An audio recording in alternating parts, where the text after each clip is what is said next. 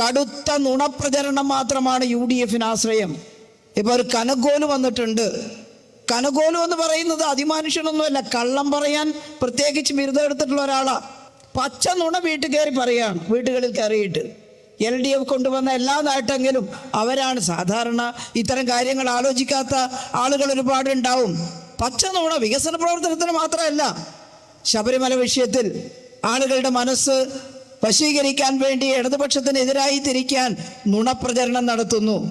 ഒരു ഗ്രാമത്തിലുള്ള ഒരു സാധാരണ ഒരു സ്ത്രീ, അവർ ഒരു ദിവസം ചോദിച്ചു, എന്നാലും ആ വെള്ളാപ്പള്ളിയെ വണ്ടി കയറ്റിയത് ശരിയായോ എന്ന്. ഞാൻ അന്തം വിട്ടു. അവർക്ക് വെള്ളാപ്പള്ളിയെ സാധാരണഗതി അറിയാം. ഞാൻ ചോദിച്ചു, വെള്ളാപ്പള്ളി അറിയോ? ഇല്ല, നമുക്കറിയില്ല. അത് അക്കൂട്ടരെല്ലാം വന്നിട്ട് പറഞ്ഞു, വെള്ളാപ്പള്ളിയെ വണ്ടി കയറ്റി കളഞ്ഞു. വെള്ളാപ്പള്ളി മുസ്ലിമിനെതിരാണ്. ഞങ്ങൾ വെള്ളാപ്പള്ളിയുടെ വക്താക്കളൊന്നും അല്ല കേട്ടോ. പക്ഷെ എന്താ ഉണ്ടായത്? അവിടെ വലിയൊരു പരിപാടി അയ്യപ്പ സംഗമം നടക്കുമ്പോൾ എല്ലാ വാഹനങ്ങൾക്കും അങ്ങ് കടന്നു ചെല്ലാൻ പറ്റില്ല.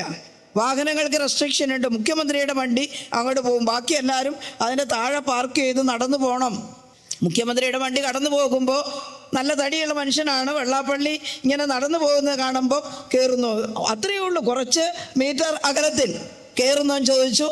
അപ്പോൾ അദ്ദേഹം കയറി അവിടെ ഇറങ്ങി. അതിനപ്പുറമൊന്നുമില്ല. വെള്ളാപ്പള്ളി മുസ്ലിങ്ങൾക്കെതിരായി പറഞ്ഞു എന്ന് പറഞ്ഞു. ഞങ്ങളതൊന്നും ന്യായീകരിക്കില്ല. പക്ഷെ വെള്ളാപ്പള്ളി തന്നെ പറഞ്ഞു, ഞാൻ മുസ്ലിങ്ങൾക്കെതിരായിട്ടല്ല പറഞ്ഞത്, മുസ്ലിം ലീഗിനെ വിമർശിച്ചതാണ്. ഇപ്പോൾ വന്നൊരു കാര്യമുണ്ട്, മുസ്ലിം ലീഗിനെ വിമർശിച്ചാൽ അത് മുസ്ലിം സമുദായത്തെ വിമർശിക്കുന്നു എന്നാവും. ആകാമോ?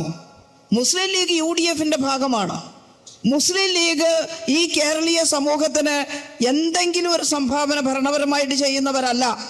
അവരുടെ പൊളിറ്റിക്സ് UDF-ന്റെ പൊളിറ്റിക്സ് ആണ്. എന്നാൽ മുസ്ലിങ്ങളെ ആകെ വിമർശിക്കുക എന്നതല്ല മുസ്ലിം ലീഗിനെ വിമർശിക്കുന്നതിൻ്റെ അർത്ഥം. മുസ്ലിങ്ങളിൽ ഒരുപാട് പേരുണ്ട്, സമുദായ സംഘടനകളടക്കമുണ്ട്. ആ സമുദായ സംഘടനകളെല്ലാം മോശക്കാരാണെന്നൊന്നും നമ്മൾ പറയാറില്ല. വർഗീയവാദികളായിട്ടുള്ള ജമാഅത്തെ ഇസ്ലാമിയെ കൂട്ടുപിടിക്കുന്നതിനെ നമ്മൾ എതിർത്തു. അത് ചെറിയൊരു സംഘ ജമാഅത്തെ ഇസ്ലാമി. അവർ വ്യക്തിപരമായിട്ട് നമുക്ക് ഒരു വ്യക്തിയോടും വിരോധമില്ല. പക്ഷെ അവരെ മോചനം ഇസ്ലാമിലൂടെ എന്ന് പറഞ്ഞ് ഇസ്ലാം വർഗീയത പ്രചരിപ്പിക്കാൻ ശ്രമിക്കുന്നത് കൊണ്ടാണ് നമ്മൾ എതിർക്കുന്നത്.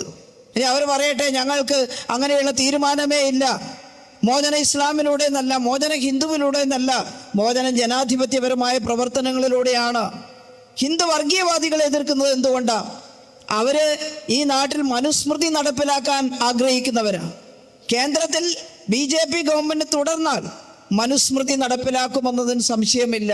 ഇപ്പൊ തന്നെ വിദ്യാഭ്യാസ മേഖലയിൽ പൊളിച്ചെഴുത്ത് നടത്തി മനുസ്മൃതിക്കനുസരിച്ച് കാര്യങ്ങൾ ചിട്ടപ്പെടുത്തുകയാണ്. എന്താണതിൽ? മനുഷ്യരെ ജാതികളായി തരംതിരിക്കുക.